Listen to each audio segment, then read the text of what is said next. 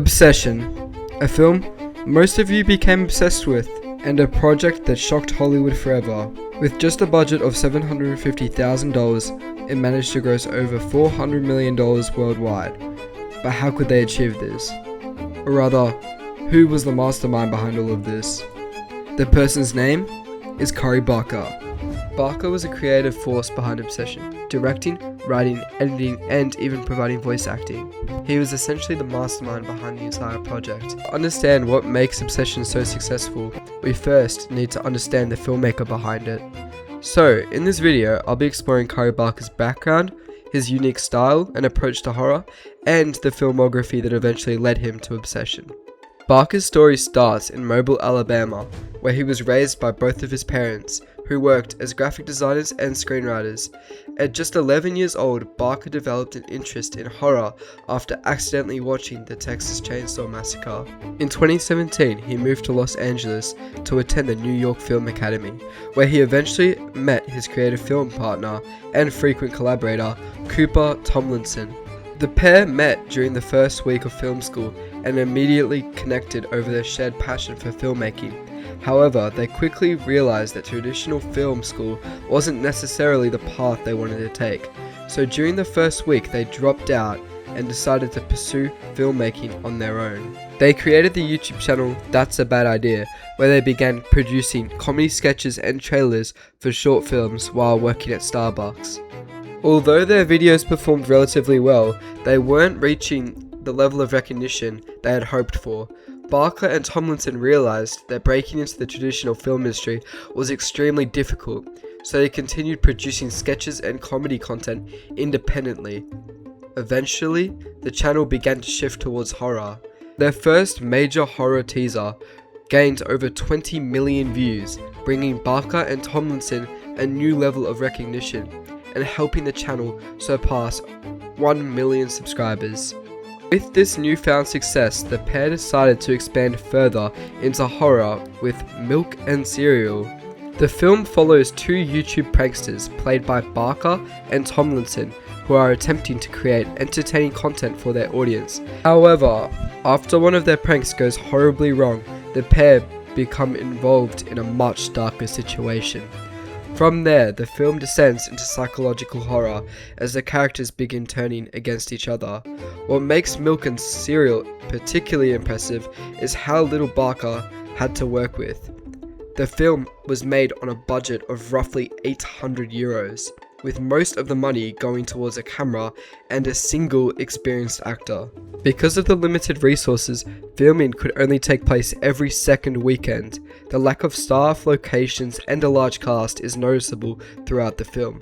However, Barker recognized these limitations and relies heavily on handheld camera work and minimal locations, creating a sense of realism that makes the horror feel much more personal and disturbing.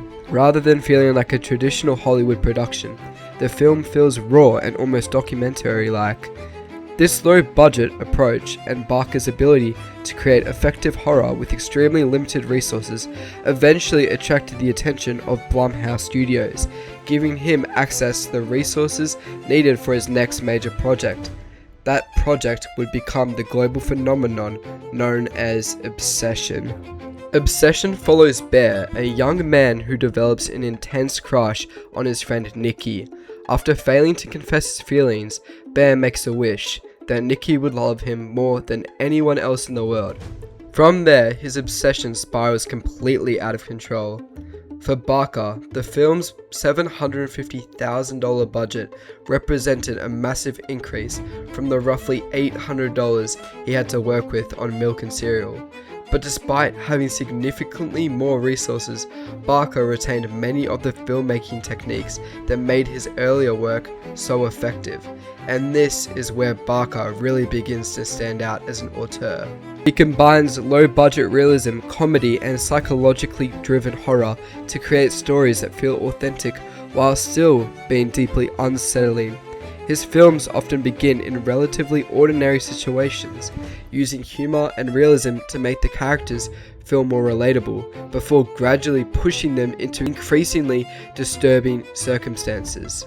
So, with Barker's background established, let's look at what actually makes Obsession so effective, from its cinematography and acting to its sound design, symbolism, and the filmmaking techniques that separate Barker from the other modern horror directors. Before the opening scene even begins, the non-diegetic audio gradually ramps up before becoming louder and more intense before suddenly cutting to a much quieter first scene. This contrast immediately establishes the serious tone that the opening scene is going to take. In the first scene, we get a close-up of Bear as he practices confessing his feelings to a fake version of Nikki. This immediately establishes Bear's vulnerability and obsessive nature.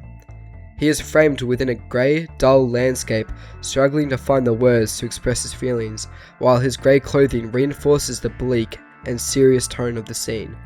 During the conversation, Bear says, "I think about you all the time, Nikki, and you're in every song I listen to." These lines reveal just how deeply Bear's feelings have developed into an obsession, while also foreshadowing the direction the film will eventually take.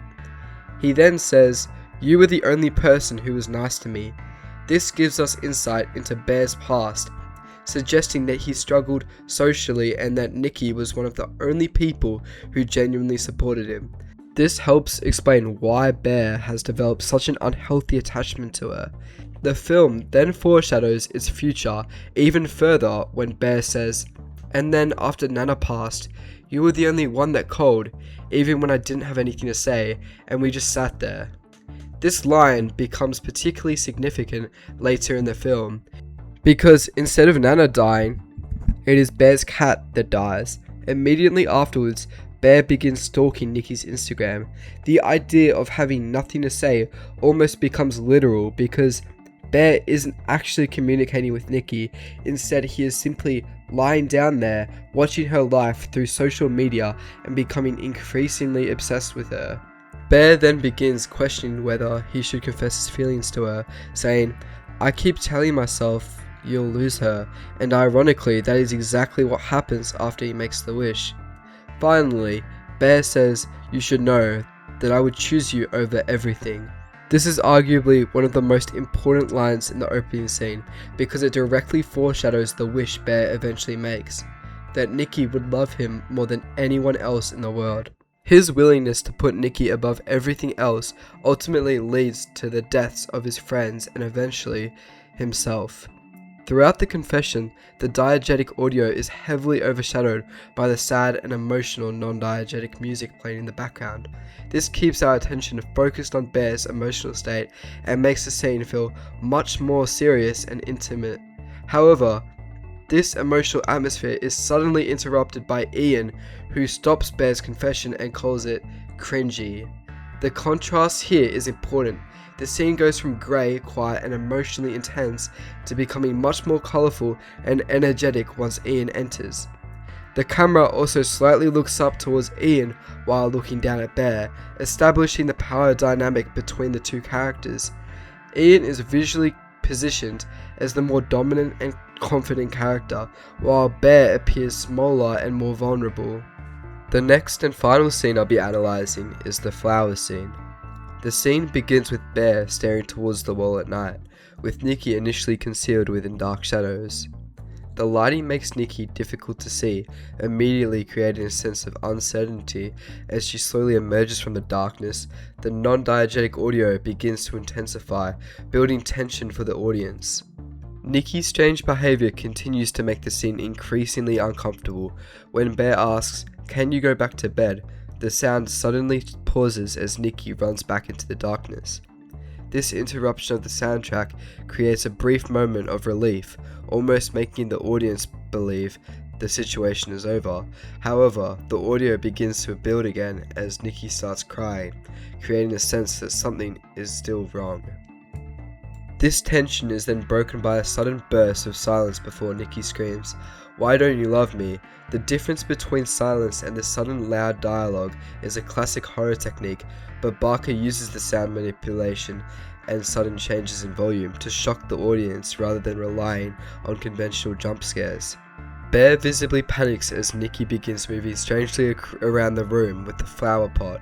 Her unnatural movements make her appear almost disconnected from reality, creating an uncanny quality that is particularly distinctive of psychological horror. Barker makes Nikki frightening because her behavior is unpredictable and difficult for both Bear and the audience to understand. The scene also demonstrates how Barker uses the limitations of a low-budget production as part of the film's visual style. The footage of Nikki moving with the flower pot was actually a professional dancer that Barker hired. However, the dancer moved slowly during filming, and then during post-production they sped up the clip to make it unsettling and disturbing. This demonstrates how Barker adapted his filmmaking techniques to work around limited equipment and a limited budget. Well, that's all for today. Sorry if I sounded a bit sick in the later clips, because I think I recorded the start when I wasn't sick, and then I recorded it when I got sick, and then I think I recorded one today, and that one I got a lot more sick today, so I'll probably sound a bit different in each clip. I'm sorry about that, but thanks for watching.